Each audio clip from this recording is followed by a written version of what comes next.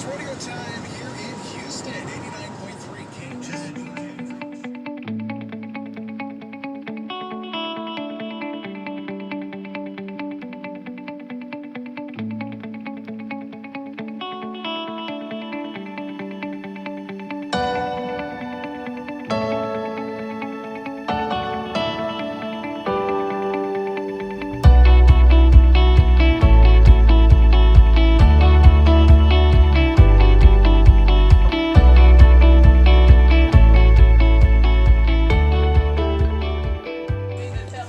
There we go.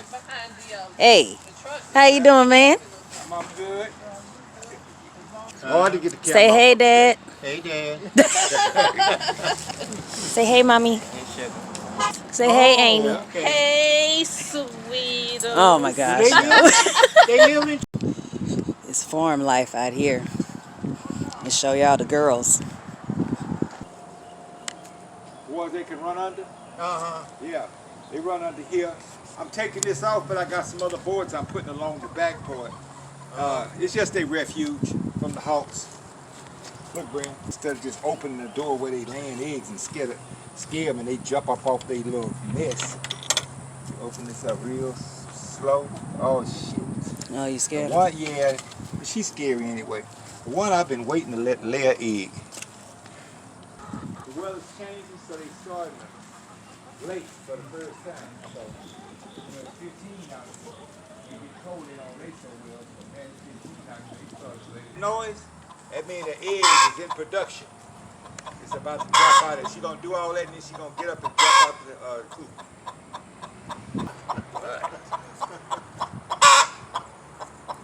I got some eggs sitting on the shelf over there. They fake eggs, but they coarse.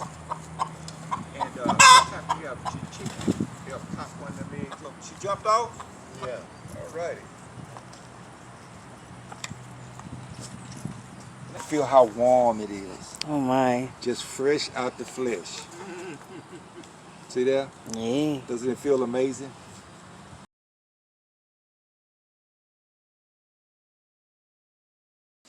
Y'all, high blood pressure is no joke. Like, my hands won't stop shaking. So since I'm kind of chilling, taking a little bit of a break, I figured I would come on here and kind of explain to you guys. My bad, I'm putting the TV on mute. I'm watching raccoons for some reason on TV.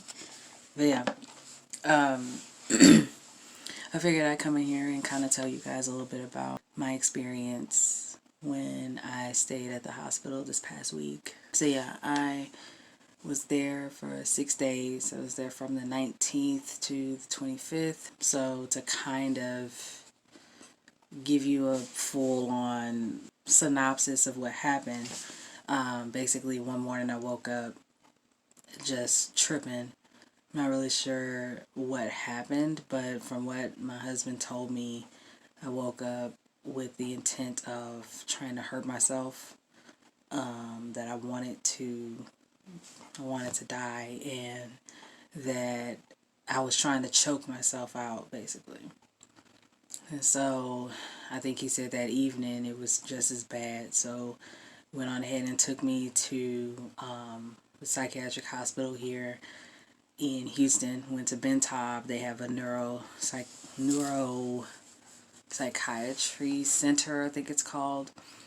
And so we went there, got an evaluation or whatever, and they were like, look, if you're this bad off, we're going to go ahead and admit you tonight. And I wasn't having that because, and I know it's goofy to say it now, but legitimately I was upset because I was like, I don't want to go into the hospital tonight because, oh, there's a giraffe in somebody's house. Oh, sorry. I didn't want to go into the hospital that night because I had a pet sitting gig that I wanted to do that in the next couple days, and I was like, man, I gotta see the lady the next day, and I gotta, meet with her dogs and make sure everything's gonna be okay, and I want to stay with them this weekend because she's going out of town and she has this and this and that. And so that was all running through my head. Meanwhile, I got suicidal thoughts and I uncontrollably am trying to harm myself. And so one of the ladies there that was during the evaluation. She was like, so you mean to tell me that you can't go to sleep at night, you're hearing voices, you're hurting yourself, you're doing this, you're doing that, and you'd rather not get help right now so you can go and watch somebody's dogs? Is that what you're telling me? In hindsight, she's absolutely correct. I even told her that right then and there, I was like, I know this sounds stupid and I know that's what I'm saying, but I can't pass up this opportunity. This is my job here. And my husband was even like, I didn't want to say it, but I agree with her that there will be other jobs, and I'm sure that this won't be the last time you'll hear from her. So I was like, okay, well, I guess I don't really have a choice. I mean, I have a choice, but when you really think about it, you don't really have a choice.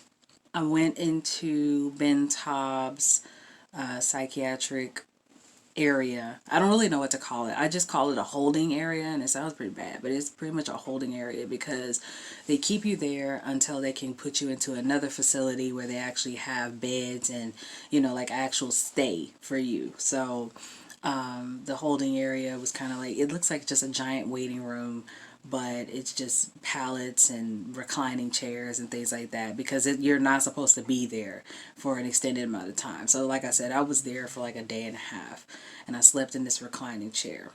The facility I was at, I believe it's called the Harris Center. So I checked in there, and it's considered a short stay facility. So you're not supposed to be there for more than about a week or so. I think that's about average. Maybe 7 to 10 days is average. So I got out right before, what you would consider average. But I was still there for about 6 days. Just to let y'all know, the psychiatric ward is half of what you expect to see.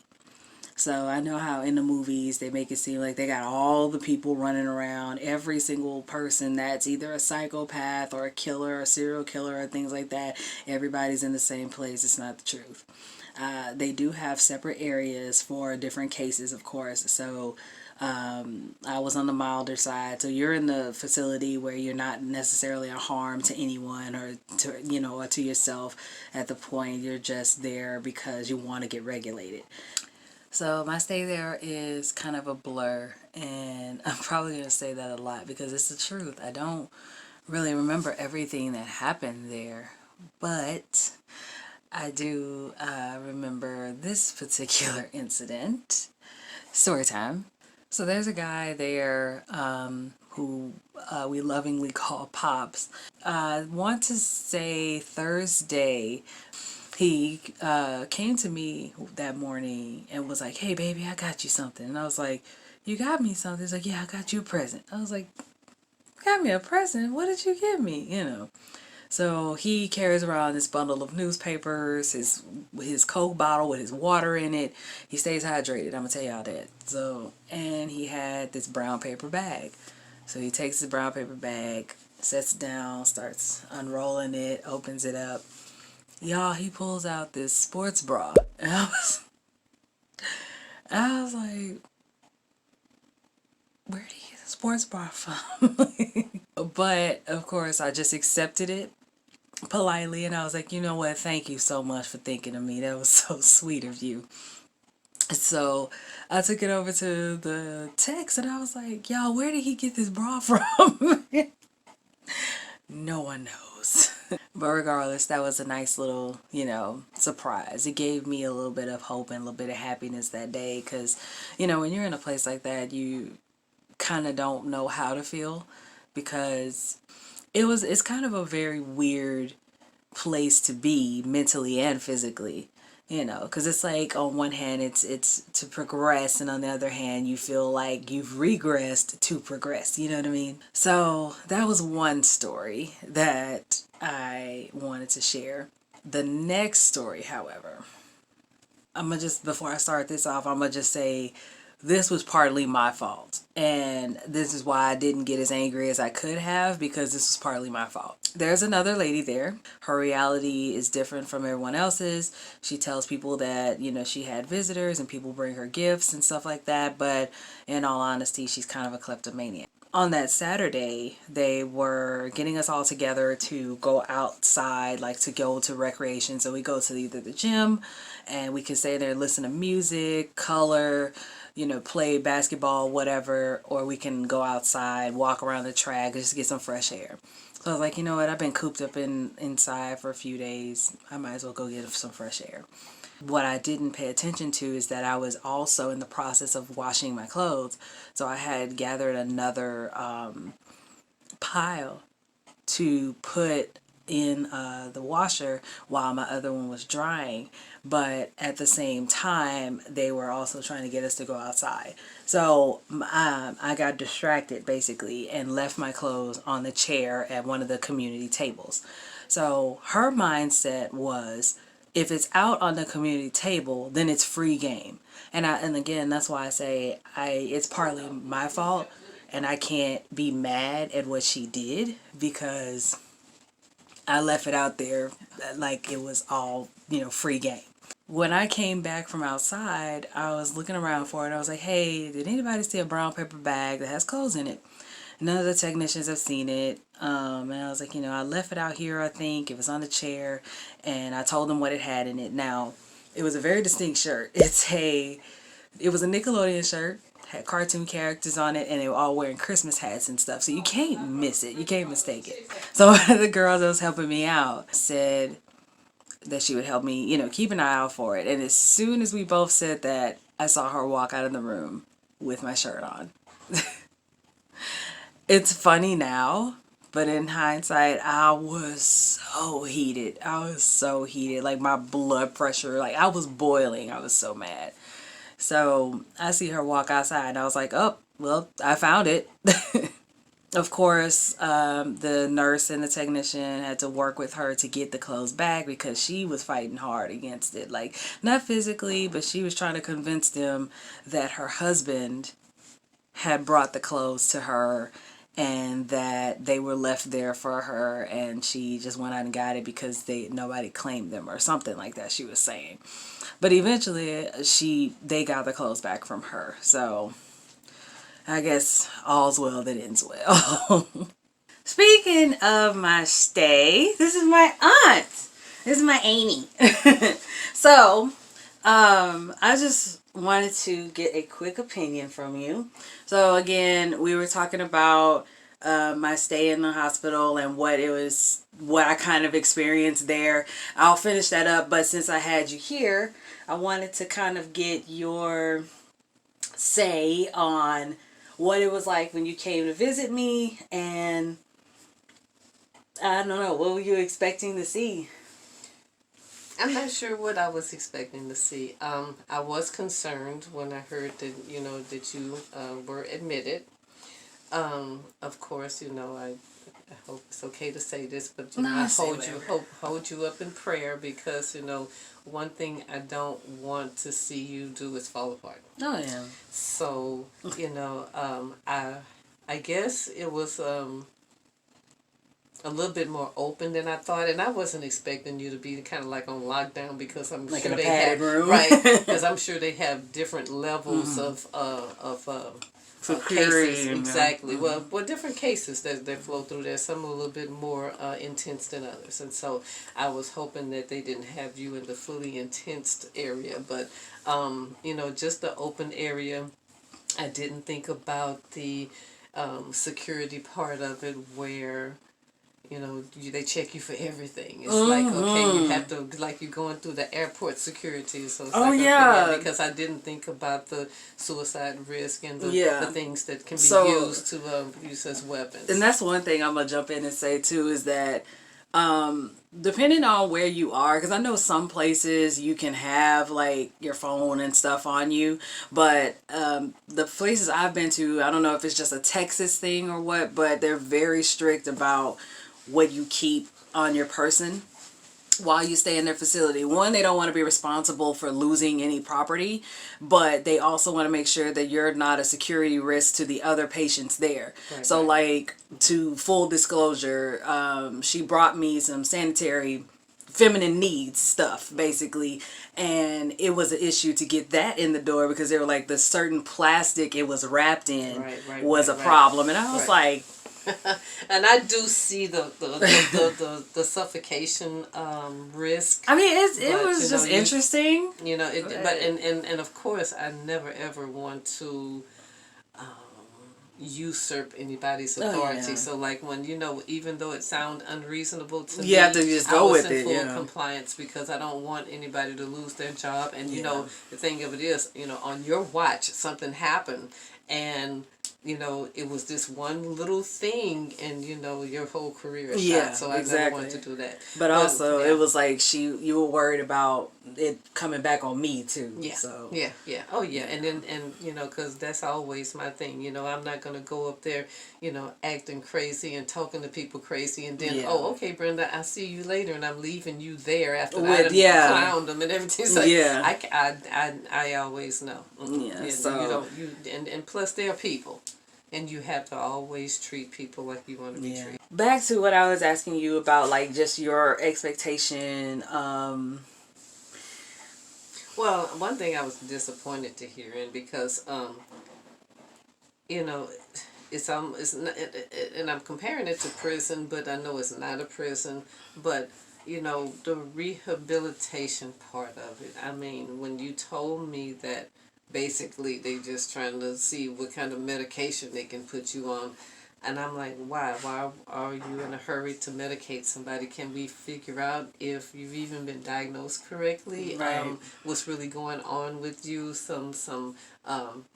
Some perpetual, observation. I mean, I know that they have tapes in there and they're recording you. Are they watching what you experience? Are they seeing how you interact with individuals so that they can make a true assessment? Then, if medication is required, we can go that route. But just to pump somebody up with medication and hope that works. Yeah, that's the thing that's disappointing. That did bother me. So that's one thing that I was concerned about. That kind of scares me because I don't want that for you. So yeah, that was my aunt. But basically, what we were saying is, she was a bit disappointed in just how things were ran because. When you come to those facilities, they are short stay facilities. So they try to give you something to regulate you just enough to stabilize you to really monitor what's going on with you. I will say the first day I was there, I didn't get any medications. Now, I did get Seroquel when I was at Ben Taub, which did bother me because I was like, I just got here. And they already were giving me medication. So they gave me Seroquel. But yeah, it's just the fact that it feels like they're more concerned about stabilizing you first and then asking only so many questions to get only so much done. So, and unfortunately that's what you got to deal with when you're at these short stay facilities, because they can only do so much because they have so many people trying to get in at a time. They only have so much room, so many beds, things like that. Now, that's not to say that they would just kick you out if, you did require a little bit more time. Like, I know there's a few guys that were there. One of them had been there for 2 weeks. The other one had been there a little bit longer than 2 weeks. I think he said he had to be there for about 20 days or something. I don't know, but it just depends on the situation. But the goal is to not keep you there for a long period of time. My stay is still going. I'll just be real. Like, I don't really feel like I left. I'm still hazy. I'm still confused. I'm still frustrated. I'm still reeling. Like, I don't really know what to do. Luckily, I'm able to follow up with the outside facility that is connected to the Harris Center. They do have an office where they have their psychiatrists and their therapists and the caseworkers there. So I did meet with them yesterday and got kind of my assessments out the way. So I should be going back Monday to get blood work done. I guess they just want to check my levels and make sure nothing has changed any, drastically since I've been on the medication or whatever. And eventually I will follow up with a therapist, and I'll see the psychiatrist again at the end of March. Oh, so these are my grandparents, guys. So y'all been married for almost 61 years. Yes. So what, Well, we've how? been knowing each other for what, about 65 and more? You're a little bit of girl then. Oh, She's a little baby then. so what do you mean? What was the story? How did y'all actually meet? Oh, you want to hear that story? Yeah. Well, when I got out of service, my parents had moved over on Mount Pleasant.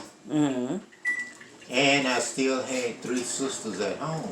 And when I came there, throughout the day, during school days, the house was full of girls. My 3 sisters and assorted other. Assorted. Yeah. Other women. This young lady was in the group, which I did not recognize at first. And I didn't recognize until one day I had got me a new car and I was on the way home. And there she was, standing at the bus stop, waiting on the bus. I pulled up and I said, hey. She said, hello. I said, you want a ride? And she kind of hesitated and I said, come on, girl, you know all of my sisters. I ain't going to bother you. So she said, okay. And she got in and she been riding with me ever since. Ever since. What's your take on the story, Mom? Same thing. Oh. Look at her. She called herself being Miss Independent.